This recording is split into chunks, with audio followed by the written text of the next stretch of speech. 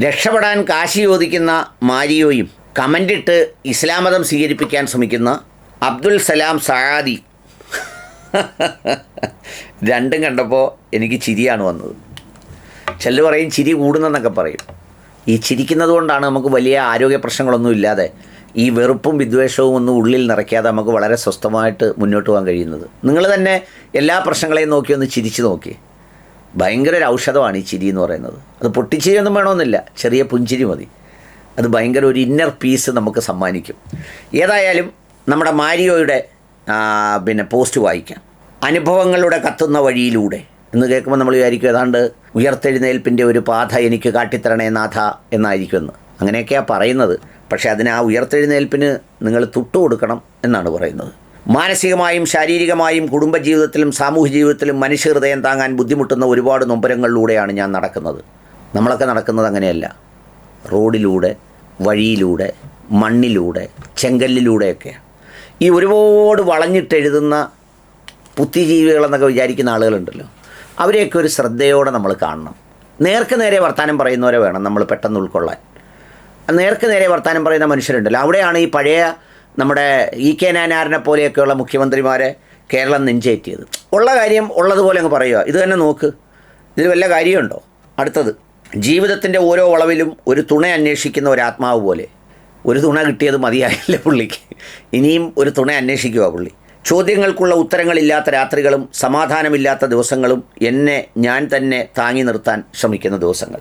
അങ്ങനെ ഒരാൾ സ്വയം താങ്ങി നിർത്തുന്നതിന് സ്വയം ശ്രമിക്കേണ്ട കാര്യമില്ല. അതിന് ഊന്നുവടിയുണ്ട്, ഈ വാക്കിംഗ് ക്രച്ചസ് ഉണ്ട്, വീൽ ചെയർ ഉണ്ട്, അങ്ങനെയൊക്കെയുള്ള പല സാധനങ്ങളുണ്ട്. പിന്നെ ചോദ്യങ്ങൾക്കുള്ള ഉത്തരങ്ങൾക്ക് വേണ്ടിയല്ല രാത്രി നല്ലപോലെ കിടന്ന് ഉറങ്ങാനാണ്. അങ്ങനെ ഉറക്കം വന്നില്ലെങ്കിൽ ചെറിയ പൊടിയുളിയ കഴിച്ചാൽ നല്ല വൃത്തിക്ക് ഉറങ്ങാം, അല്ലാതെ ഉത്തരങ്ങളില്ലാത്ത രാത്രിയുമായിട്ട് പോകണ്ട. എന്നാൽ അതിൻ്റെ നടുവിൽ ദൈവവചനം ചെവിയിൽ മൃദുവായി തൊട്ടുണർത്തുന്നു. നമ്മളെ കളിപ്പിക്കാൻ പോവുക. ഈ വിശ്വസിക്കുന്നവർ എന്ന് പറയുന്ന കുറേ പാവങ്ങളുണ്ടല്ലോ, ആ മനുഷ്യരെ കളിപ്പിക്കാനാണ് ഇങ്ങനെല്ലാം പറഞ്ഞുകൊണ്ട് വന്നിട്ട് ഈ ദൈവത്തിനെ അവിടെ കൊണ്ടുവന്ന് ഇറക്കുന്നത്. മനസ്സിലായോ? മനുഷ്യൻ അസാധാരണമായതിലധികം ഒരു പ്രലോഭനവും നിങ്ങൾക്ക് നേരിട്ടിട്ടില്ല.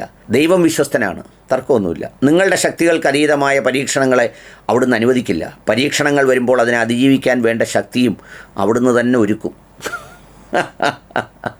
അതൊരുക്കും, നിങ്ങൾക്കും ഒരുക്കും, മറ്റേ ജിജിക്കും ഒരുക്കും, കൂടെ നടക്കുന്ന അജ്മൽ എന്ന് പറഞ്ഞ ഡ്രൈവർക്കും ഒരുക്കും. അങ്ങനെ ഒരുക്കിയത് കൊണ്ടാണല്ലോ നിങ്ങൾക്കൊക്കെ ഈ പരശതം കോടി രൂപയുടെ കെട്ടിടം വെക്കാനും നല്ല നല്ല വാഹനം എടുത്ത് ലോകത്തിൻ്റെ വിവിധ ഭാഗങ്ങളിൽ സഞ്ചരിക്കാനും ഒക്കെ അതിനുള്ളൊരു അവസരം നിങ്ങൾക്ക് തന്നത്. അപ്പോൾ ഏതായാലും അത് നന്നായി. ഈ വചനം പതറുന്ന എൻ്റെ മനസ്സിൽ താങ്ങും പ്രത്യാശയും ഒരുമിച്ച് തെളിയിക്കുന്നു. ഇതിനെ വേറൊരു രീതിയിൽ കാണാം. അവിടുന്ന് തന്നെ ഒരുക്കിത്തരും. ആ ഒരുക്കിത്തരുന്നത് അങ്ങ് അനുഭവിച്ചാൽ മതി. ആളുകളെ ബുദ്ധിമുട്ടിക്കണ്ട. പണ്ടൊരാൾ വീട്ടിലെ ഒരു ഉമ്മയോ മറ്റോ ചക്ക തിന്നുകൊണ്ടിരുന്നപ്പോൾ ഒരു മുസ്ലിയാർ വന്നിട്ട് പറഞ്ഞ് അള്ള വിധിച്ചേക്കുന്നെന്ന് പറഞ്ഞു. അപ്പോൾ എന്ത് ചെയ്ത് 2 ചക്കച്ചുളയേ ഉള്ളായിരുന്നു. അത് വേണമെന്ന് ചോദിച്ചാൽ അങ്ങ് കൊടുക്കാം നമുക്ക്. അതിന് പകരം അള്ള എനിക്ക് ചക്ക വിധിച്ചേക്കുന്നെന്ന് പറഞ്ഞു. അപ്പോൾ ഈ ഉമ്മ എന്ത് ചെയ്ത് ഈ 2 ചക്കയും എടുത്തങ്ങ് തിന്നിട്ട് കുരു അങ്ങ് കളഞ്ഞിട്ട് പറഞ്ഞ് ഇവിടുത്തെ ചക്ക തീർന്നു, നീ അള്ള വിധിച്ചേക്കുന്ന പോയി എടുത്ത് തിന്നാൻ പറഞ്ഞു എന്ന് പറഞ്ഞതുപോലെ ദൈവം ഒരുക്കിയിട്ടുണ്ടെങ്കിൽ ദൈവത്തിൻ്റെ അങ്ങ് വാങ്ങിച്ചാൽ മതിയല്ലോ. എന്തിനാ നാട്ടുകാരെ ഇന്ന് വാങ്ങിക്കുന്നത്? ഈ വചനം പതറുന്ന എൻ്റെ മനസ്സിൽ താങ്ങും പ്രത്യാശയും ഒരുമിച്ച് തെളിയിക്കുന്നു. കഴിഞ്ഞ ദിവസങ്ങൾ എൻ്റെ കണ്ണീർ തൊട്ടറിഞ്ഞ് ശാന്തിയും സമാധാനവും ആശ്വാസം നൽകാനായി വിളിച്ചവരിൽ എനിക്ക് ആശ്വാസം തന്നെങ്കിലും എൻ്റെ ഉറക്കം കെടുത്തിയ ഒരു സ്നേഹമുണ്ടായിരുന്നു.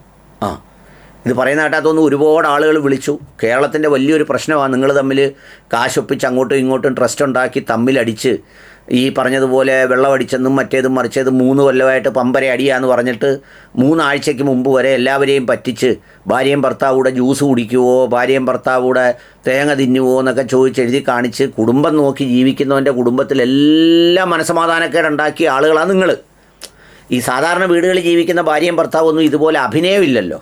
ഇപ്പം ഞാൻ രാവിലെ എഴുന്നേറ്റ് ഒരു ചായ ഇട്ട് അടിയെന്ന് പറഞ്ഞു, ചായ കുടിച്ചു. ഞാൻ എന്നാൽ പോയിട്ട് വരട്ടെ എന്ന് ചോദിച്ചു, പോയിട്ട് വരുന്നു. പിന്നെ എന്തെങ്കിലും പറയുമ്പോൾ ചിലപ്പോൾ ഞാനതിനോട് വിയോജിക്കുന്നു. ഇങ്ങനെയൊക്കെയുള്ള കാര്യങ്ങൾ ചെയ്താൽ പോകുന്നത്, അഭിനയിക്കുന്നില്ലല്ലോ. ഇതങ്ങനെയല്ലല്ലോ, ഇത് അഭിനയിക്കുകയല്ലേ. അപ്പോൾ ഒരുപാട് പേര് വിളിച്ച് എന്നെ ആശ്വസിപ്പിച്ചെന്ന്. എന്തോത്തിനാണ് ആശ്വസിപ്പിച്ചതെന്ന് അറിഞ്ഞുകൂടാ. എൻ്റെ ഹൃദയത്തിൽ മുറിവ് പോലെ, അതായത് അവരുടെ പാതി വഴിയിൽ നിന്ന് പോയ വീടിൻ്റെ വേദനയെ തങ്ങളുടെ ഹൃദയത്തിൽ തന്നെയുള്ള മുറിവ് പോലെ വേദനിച്ച് കരഞ്ഞവർ. അവരുടെ കണ്ണീർ എൻ്റെ കണ്ണീരിനേക്കാൾ ആഴത്തിൽ എൻ്റെ കന്നിനെ തൊട്ടു. കന്നെന്തുവാ? പശുക്കിടാവിനാണ് ഞങ്ങളിവിടെയൊക്കെ കന്നെന്ന് പറയുന്നത്. അവരെ ഓർത്താണ് ഇന്ന് ഈ വാക്കുകൾ എഴുതുന്നത്.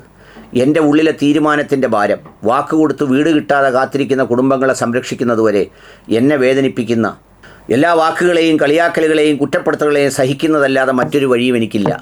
എന്തിനാ? ആ തീർക്കാനുള്ള വീട് തീർക്കാനുള്ള കാശ് നിങ്ങൾ ഇതിൽ നിന്ന് സമ്പാദിച്ചതുണ്ടല്ലോ, ഏക്കർ കണക്കിന് സ്ഥലവും കെട്ടിടവും ഒക്കെ. അത് വിറ്റ് ആ പാവങ്ങൾക്ക് വീട് പൂർത്തിയാക്കി കൊടുക്കുക. എന്നിട്ട് നിങ്ങൾ അനുഭവിച്ചത് ലാഭമായി കാണുക നാട്ടുകാരുടെ കാശിൽ. കാരണം ആ വാതിൽപ്പടികൾ പൂർത്തിയാക്കാതെ ആ കുടുംബങ്ങളിൽ ഒരു പുഞ്ചിരിയുമില്ല, ഒരു ഉറക്കവുമില്ല, ഒരു വീണ്ടെടുപ്പുമില്ല. സത്യമായി പറയുമ്പോൾ മനുഷ്യൻ്റെ പരിധിയിൽ ഞാൻ കരുതുന്നത് ഇത് പൂർത്തിയാക്കിയാൽ ഫിലോക്കാലിയ പ്രസ്ഥാനം അവസാനിപ്പിക്കാം എന്നൊരു മനസ്സ് ക്ഷീണിച്ച ചിന്തയാണ്. ഇതൊക്കെ കേൾക്കുമ്പോൾ നമ്മൾ വിചാരിക്കും, നമ്മൾ ഈ വെള്ളം അടിക്കാൻ വരുന്ന ഒരു കാശി ചോദിക്കുമല്ലോ, ഒരു 100 രൂപ ഏട്ടാന്നൊക്കെ പറഞ്ഞ് ചോദിച്ചിട്ട് ഞാൻ ഇനി മേലാ വരുത്തില്ല, ഞാനൊരു അസുഖമായിട്ട് ചികിത്സയില്ല, എത്ര നാൾ ജീവിച്ചിരിക്കുമെന്ന് അറിഞ്ഞുകൂടാ, ഇതൊരു ഒടുക്കലത്തെ തരലായിട്ട് കൂട്ടിയാൽ മതി എന്നൊക്കെ പറഞ്ഞ് വാങ്ങിക്കുന്ന പോലെ പുള്ളി ഇത് പിരിച്ചുവിട്ട് കളയുമെന്നാണ് പേടിപ്പിക്കുന്നത്. എന്നാൽ എൻ്റെ ചിന്തകളെയും എൻ്റെ വഴികളെയും എന്നെക്കാൾ അറിയുന്ന ഒരാളുണ്ടെന്ന് ഞാൻ വിശ്വസിക്കുന്നു. അതാരാ? അജ്മലാന്നോ അല്ലെങ്കിൽ വേറെ കൂടുള്ളവർ വല്ലതും ആണോ? എന്തോ വേറെ എന്താണ്ടൊക്കെ സാറന്മാരുടെ പേര് പറഞ്ഞല്ലോ, സുലേഖ, സേവിയറോ ത്രേസ്യയോ ഏതാണ്ടൊക്കെ പറഞ്ഞല്ലോ. അതുകൊണ്ട് ഞാനും നിങ്ങളും ദൈവത്തിൻ്റെ ഇഷ്ടം മാത്രം നടക്കാനായി ഒരുമിച്ച് പ്രാർത്ഥിക്കാം എന്ന് പറഞ്ഞാൽ അടയ്ക്കണം എന്ന് തോന്നുന്നെങ്കിലും ഞാൻ അടയ്ക്കും എന്ന് പറയുന്നില്ല. ഇനി അഥവാ ഞാൻ നിങ്ങളെല്ലാവരുടെ കാശ് എന്ന് തുറന്നാൽ അതിനൊരു ക്ലോസ് കൂടി ഇട്ടേക്കുക, ഞാനും നിങ്ങളും ദൈവത്തിൻ്റെ ഇഷ്ടം മാത്രം നടക്കാനായി ഒരുമിച്ച് പ്രാർത്ഥിക്കാം എന്ന് പറഞ്ഞ് എഴുതി വന്നിട്ട് ഇതെല്ലാം കൂടെ ആരാ വായിക്കുന്നത്? 15 ദിവസത്തിനകം പ്രതീക്ഷ, നന്ദിയും പ്രാർത്ഥനയും ഇതെല്ലാം കൂടെ വായിക്കാൻ സമയമില്ല. എന്നിട്ട് കുറച്ച് വീടുകളുടെ പടവും ഫോൺ നമ്പരും കൊടുത്തിട്ടുണ്ട്. എൻ്റെ പ്രിയപ്പെട്ടവരെ, ഏറ്റവും നല്ല ഫോർമുല എന്താണെന്നറിയോ? ആ വീട് വിറ്റ് പൂർത്തിയാക്കാനുള്ള കാശ് നിങ്ങളുടെ കയ്യിലുള്ള സമ്പത്ത് വിറ്റും എല്ലാം കൂടെ എടുത്ത് തീർത്ത് കൊടുത്തിട്ട് വേറെ എന്തെങ്കിലും ജോലിക്ക് പോയി ജീവിക്കുക. അങ്ങനൊരു നല്ല മാർഗം ഈ പറയുന്ന പഴയ സുലൈമാനായ ഇപ്പോഴത്തെ മാരിയോയ്ക്ക് കാണിച്ചു കൊടുക്കുക എന്നുള്ളതാണ് അദ്ദേഹത്തിനോട് സ്നേഹമുള്ളവർ ചെയ്യേണ്ടത്. പിന്നെ ഈ വീട് കണ്ടാലറിയാം ഇതെല്ലാം 4 ലക്ഷം 5 ലക്ഷം രൂപയുടെ വീടാണ്. ഞാനൊക്കെ വീട് വെച്ച് കൊടുക്കുന്നതാണ് ഒരുപാട് പേർക്ക്. പക്ഷേ ഒറ്റ പൈസ പോലും എൻ്റെ കയ്യിലോട്ട് ഞാൻ വാങ്ങാറില്ല. എല്ലാം ഓരോ മനുഷ്യർക്ക് ചുമതല കൊടുക്കും. എന്നിട്ട് ഒരു വീടിൻ്റെ കാശ് അയാൾ വാങ്ങിച്ച് അയാൾ വീട് വെച്ച് കൊടുക്കും. ഇതിനകത്ത് ഭയങ്കര ഉടായ്പ എവിടാണെന്നറിയാമോ? നാട്ടുകാരടുത്ത് ഞാൻ പറയുക, നിങ്ങൾ ഒരാൾക്ക് ഒരു വീട് വെച്ച് കൊടുക്കുകയാണെങ്കിൽ അതിൽ വലിയ ഉടായ്പും തട്ടിപ്പും എടുക്കാനൊക്കില്ല.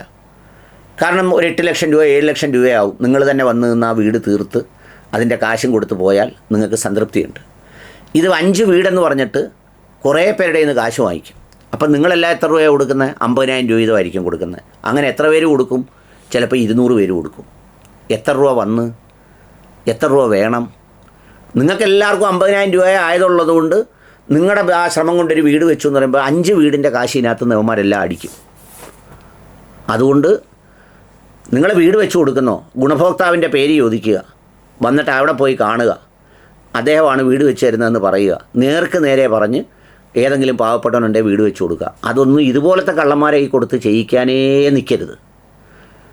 നിങ്ങൾ ആദ്യം ചെയ്യേണ്ടത് നിങ്ങളുടെ ബന്ധത്തിൽ പാവപ്പെട്ടവരുണ്ടല്ലോ, കഷ്ടപ്പാടുകാർ, അവർക്ക് എന്തെങ്കിലും വേണമെങ്കിൽ അവർക്ക് വീടോ മക്കളെ പഠിപ്പിക്കാനുള്ള ഫീസോ ബാക്കിയുള്ള കാര്യങ്ങളോ ഒക്കെ കൊടുക്കുക. രോഗത്തിന് ചികിത്സകൾ നിങ്ങൾക്ക് അയൽക്കാർക്ക് കൊടുക്കുക. പിന്നെ അതിനപ്പുറത്ത് സത്യം നേരിട്ട് ബോധ്യപ്പെടുന്ന സ്ഥലങ്ങളിൽ നിങ്ങൾ സത്യസന്ധമായി ചെയ്യുക. അല്ലാതെ ഈ ട്രസ്റ്റിനകത്തും മറ്റേ എടുത്ത് വിട്ട് ഇനി ഇറങ്ങുന്ന ഉടായ്പകൾക്ക് വീണാലുണ്ടല്ലോ നിങ്ങളെ ഇപ്പോൾ എനിക്ക് കരണക്കുറ്റിക്കൊന്നും അടിക്കാനൊക്കത്തില്ല, നിയമപരമായി തെറ്റാ. നിങ്ങളെന്തോടെന്ന് അറിയാം, നിങ്ങളുടെ കൈ കൊണ്ട് നിങ്ങളുടെ കരണക്കുറ്റിക്ക് തന്നെ ആഞ്ഞൊരടി കൊടുക്കണം. മനസ്സിലായോ? അതുകൊണ്ട് ഇത്തരം ഉടായ്പകൾ വളരാൻ അനുവദിക്കരുത്. ചാരിറ്റി എന്ന് പറയുന്നത് ഒരു ബിസിനസ്സാണ്, ഒരു തർക്കമില്ല. അല്ലാതെ ചെയ്യുന്ന മനുഷ്യരുണ്ട്, നേർക്ക് നേരെ ചെയ്യുന്നത്, കൈ തൊടാതെ. നമ്മുടെ കയ്യിൽ തൊടൂല്ല, നമ്മളിതുമായിട്ടൊരു ബന്ധവുമില്ല. ഇത് ഭാര്യയും ഭർത്താവും വിശ്വസ്തരും ഇഷ്ടക്കാരും ചേർന്നുണ്ടാക്കുന്ന ഉടായിപ്പ് ട്രസ്റ്റുകളിലൂടെ നടക്കുന്ന ഉടായിപ്പ് പരിപാടികളാണ്. അതുകൊണ്ട് ഇതിപ്പം വന്ന് ഒരു വികാരനിർഭരമായ ഡയലോഗൊക്കെ അടിച്ച് ആളുകളെ ഊഞ്ഞാലാട്ടി ഊത്താമ്പെട്ടിയാക്കി കൊണ്ടുപോകരുത്. കൊണ്ടുപോകാൻ മിടുക്കരാ 2 പേരും. നിങ്ങളെ പറ്റിക്കുകയും ചെയ്യും ഇനിയും. എന്നാലും ഞാൻ പറഞ്ഞു, എൻ്റെ കടമ എന്നുള്ളതേ ഉള്ളൂ. That's all.